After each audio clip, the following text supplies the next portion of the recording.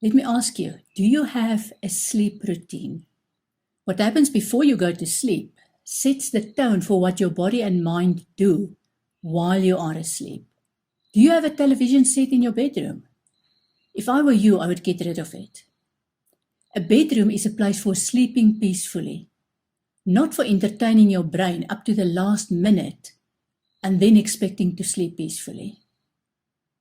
Did you know that watching television before you go to sleep impacts on your brain in several ways? We're not only talking about the content you watch, which may make it harder for you to wind down. The timing of the program you want to watch may disturb your routine so that you go to sleep later. Rather than being more tired and falling asleep quicker, you'll discover that you are stimulated and you struggle to fall asleep. Somehow the blue light emitted by the screens interfere with your brain's ability to produce melatonin. Remember, melatonin is our natural antioxidant, antidepressant, and anti-anxiety hormone, all round a good auntie to have in your body, and you don't want to ignore her. Your bedroom should be the calm oasis that you enter when you get ready to sleep. You can do your meditation and apply any other relaxation techniques in the evening in your bedroom and allow yourself to wind down. This is not the time to watch scary or disturbing content on TV until you fall asleep. It will be better to avoid alcohol in the evening, and especially before bed, because alcohol affects your REM sleep. That nightcap to make you sleep better will have the opposite effect. A good way to have control over your sleep is to ensure you don't have sleep deprivation. Do what you can to go to sleep at the same time every night and wake up at the same time every morning. Your body gets used to such a routine and you will get more refreshing sleep. I find that reading a book, but not a horror story, helps me fall asleep. We'll get to the interpretation of your dreams later in this module. Let me ask you a question first. Have you ever had a dream that you can recall vividly? Have you ever had a recurring dream? Nightmares can have a negative impact on your awake time, but only if they occur frequently and are especially disturbing. When you have lots of nightmares, your sleep is interrupted, and that means you may feel sleepy during the day. You also may struggle to concentrate due to lack of sleep, and your mood may be impacted. Nightmares can be caused by stress and anxiety. Your brain is your console that guides your waking time. When stimuli from your environment and earth vibrations enter your brain during your awake time, and you don't process them while you're awake, those stimuli and vibrations enter your dreams because at some time you have to process them. If you regularly get nightmares, focus on recalling those nightmares so that you can write down the details. If you don't face these nightmares head-on, they will simply recur because they will remain unresolved. Once you have the details, you can research the meaning and find the message. However, nightmares don't always carry a spiritual message.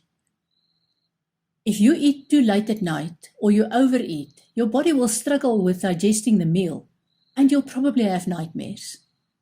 If you are having a really bad time and you're struggling to cope, you'll probably have nightmares because your emotions will overwhelm you, not only in your dreams, but also in your waking time.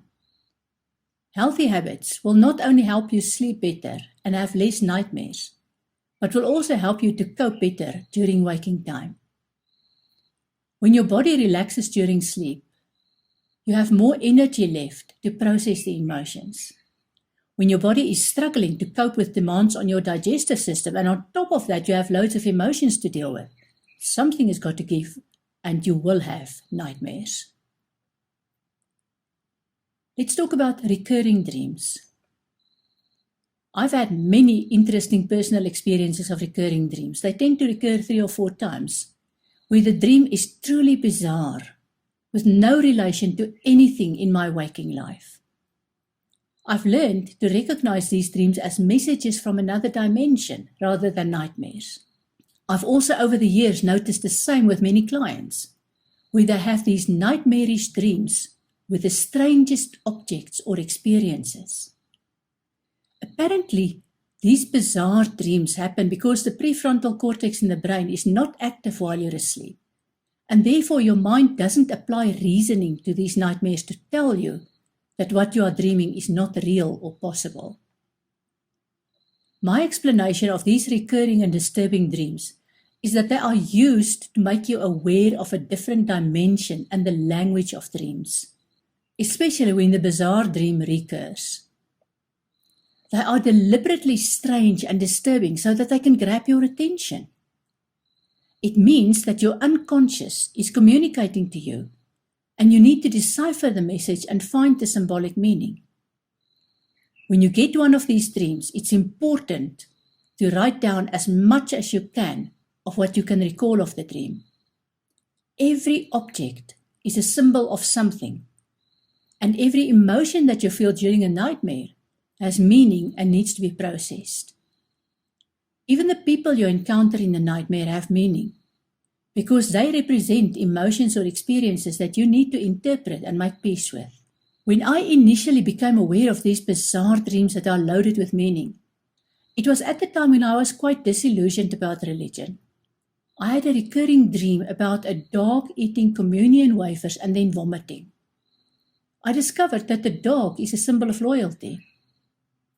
The communion wafers were symbolic of organized religion. By vomiting, the dog placed a distance between itself and the symbol of religion. I interpreted the dream as me deciding where my loyalties lie, and then walking away from religion. This was a bizarre dream, but it opened my eyes to the language of dreams that I was not aware of before.